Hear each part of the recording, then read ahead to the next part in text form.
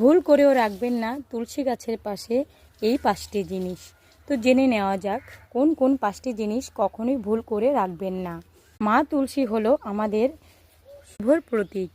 এই 5টি ভুল করলে মা তুলসী আপনাদের উপর খুবই রুষ্ট হবেন।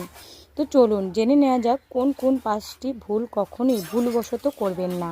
1 নাম্বার হচ্ছে তুলসী গাছের পাশে কখনোই আবর্জনা ফেলবেন না। আর যদি ভুলবশত ফেলে দিন তাহলে কিন্তু মা তুলসী রুষ্ট হয়ে চলে যাবেন। 2 নাম্বার হচ্ছে মা তুলসীকে কখনো অপরিষ্কার অপরিচ্ছন্ন জায়গায় রাখবেন না। যদি আপনি রেখে দিন তাহলে মা লক্ষ্মী ঘরে প্রবেশ করবে না।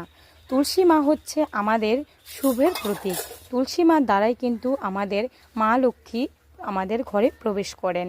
মাকে জল দেওয়ার সময় কিন্তু সবাই ভক্তি মনে এবং মন্ত্র বলেই জল দেবেন, নয়তো মা অতুষ্ট হন।